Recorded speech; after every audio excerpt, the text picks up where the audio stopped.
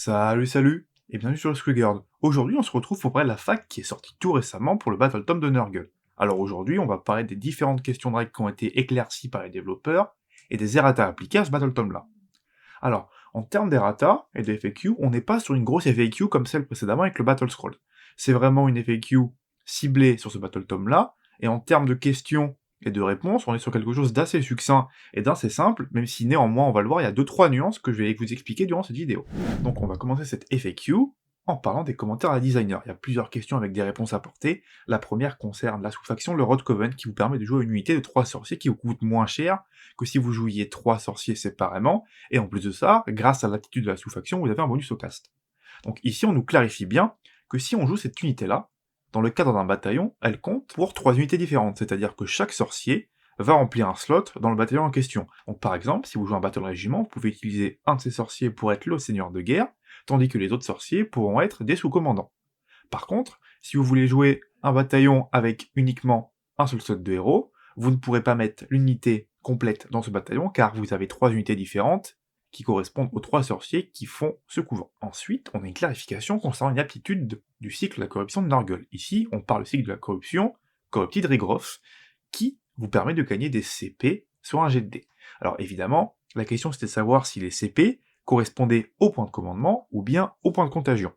Ici, c'est bien clair, grâce à cette phase de la roue, on gagne des points de contagion qui sont donc les points d'invocation de la faction, et non pas des points de commandement. Ensuite, on a une clarification qui est assez importante. Alors, c'était clair pour la plupart des gens, mais néanmoins il y avait eu un précédent avec ce genre d'aptitude.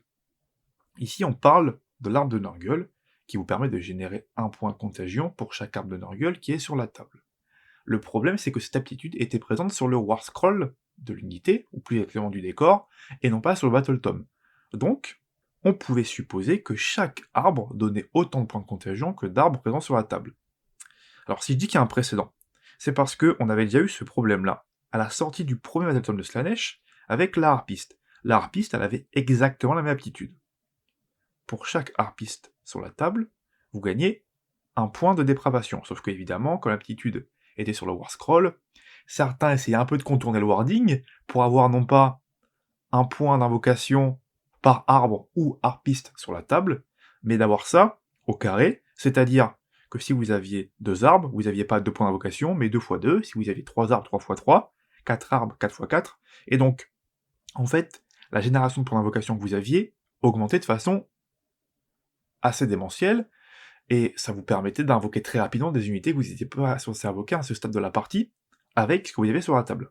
Et donc en fait voilà, on retombe sur nos pattes, c'était le même débat que pour l'harpie de Slaanesh, il y a eu les mêmes discussions, et au final, la conclusion est la même. Ensuite, la dernière question que j'ai gardée pour la fin, parce que je la trouve un peu particulière, c'est celle des sous-factions. Alors, j'ai zappé celle de l'arbre, parce que voilà, on nous explique bien que les arbres invoqués peuvent être posés partout sur la table, et non pas uniquement dans votre territoire, au début de la partie.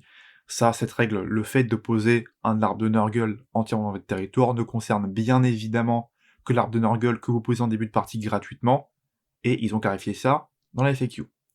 La dernière question, ça nous confirme bien qu'on ne peut pas jouer les sous-factions du supplément colère de la lue éternelle avec les règles du nouveau Battletome Nurgle parce que les sous-factions de ce supplément ne sont plus utilisées, et à la place, on utilise les sous-factions de Battletome V3. Alors c'est très bien qu'ils aient pris le temps de colmater cette brèche-là. Bien évidemment, vous comprenez que si quelque chose est mis à jour avec des nouvelles sous-factions, on ne peut plus utiliser les sous-factions qui étaient utilisées pour le Battletome de la V1 via un supplément. Maintenant qu'on a parlé des commentaires des designers, c'est-à-dire les questions et les réponses, là où ils nous expliquent comment une règle est censée fonctionner, on va parler des errata, qui sont des modifications directes des règles présentes dans Battletome, c'est-à-dire qu'on prend une règle, et en fait, il nous indique qu'il faut la lire différemment, que la manière dont la règle est écrite va changer. Donc le premier errata qu'on va voir, il concerne un artefact qui est The Figun Flask.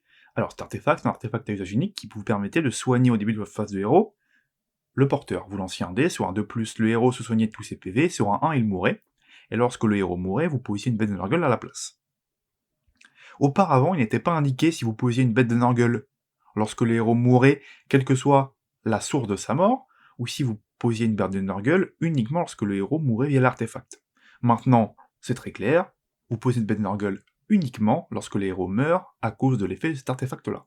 L'errata suivant, et je pense que c'est l'errata le plus important, ça concerne le trait de commandement Noxus Nexus. Auparavant, le trait de commandement vous permettait juste de considérer le général avec ce trait de commandement comme 2 unités Nurgle dans le cadre de l'affectation des jetons de maladie aux unités qui sont à moins de 3 pouces des unités Nurgle. Sauf que les unités ennemies subissent un point de maladie, quel que soit le nombre d'unités Nurgle qui sont apportées pour cet effet-là. Donc que vous comptiez pour 1 ou pour 2, ça n'avait aucune différence pour cet effet-là. Donc ça a été raté. Maintenant, si quelqu'un est à portée de ce général pour avoir les tokens de maladie, vous en mettez pas un comme la règle vous dit d'habitude, mais vous en mettez 2. Donc maintenant, c'est vraiment un vrai bonus qui fonctionne, alors qu'auparavant, le trait de commandement ne fonctionnait tout simplement pas du tout. L'errata suivant, ça concerne une tactique de bataille qui, pour le coup, change du tout de tout. Auparavant, la tactique de bataille Gift of Nurgle, vous demandiez, pour la réussir, que toutes vos unités Nurgle infligent au moins un point de maladie à une unité ennemie.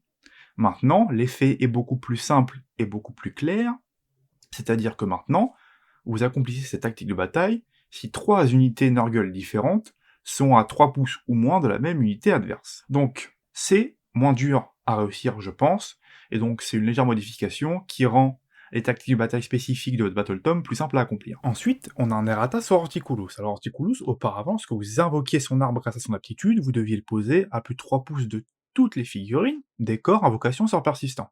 Maintenant, ça a un petit peu changé, lorsque vous invoquez l'arbre Horticulus, vous pouvez le poser à plus de 3 pouces de toutes les autres figurines à l'exception d'Horticulus.